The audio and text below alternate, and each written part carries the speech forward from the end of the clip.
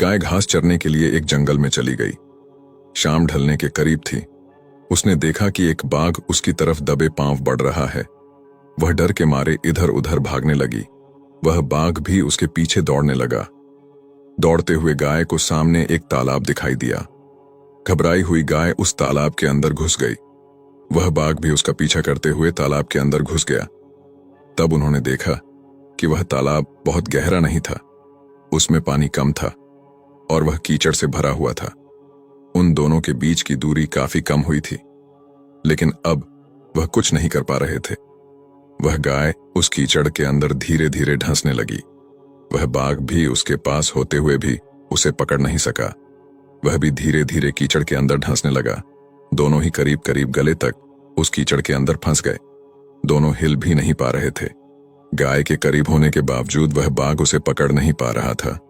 थोड़ी देर बाद गाय ने उस बाघ से पूछा, क्या तुम्हारा कोई गुरु या मालिक है? बाघ ने गुर्राते हुए कहा, मैं तो जंगल का राजा हूं, मेरा कोई मालिक नहीं, मैं खुद ही जंगल का मालिक हूं। गाय ने कहा, लेकिन तुम्हारी उस शक्ति का यहां पर क्या उपयोग है? उस बाघ ने कहा, तुम भी तो फंस गई हो और मरने के करीब हो, तुम्हारी भी तो हालत मेरे जैसी है। गाय ने मुस्कुराते हुए कहा, बिल्कुल नहीं, मेरा मालिक जब शाम को घर आएगा और मुझे वहां पर नहीं पाएगा तो वह ढूंढते हुए यहां जरूर आएगा और मुझे इस कीचड़ से निकालकर अपने घर ले जाएगा। तुम्हें कौन ले जाएगा? थोड़ी ही देर में सच में ही एक आदमी वहां पर आया और गाय को कीचड़ से निकालकर अपने घर ले गया।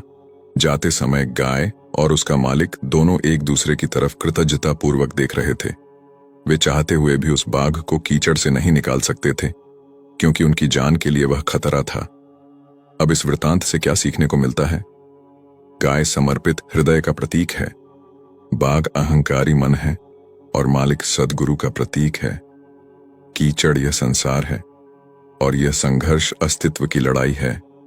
किसी पर निर्भर नहीं होना अच्छी बात है, लेकिन उसकी अति नहीं होनी चाहिए। आपको किसी मित्र, किसी गुरु, किसी सहयोगी की हमेशा ही जरूरत होती है।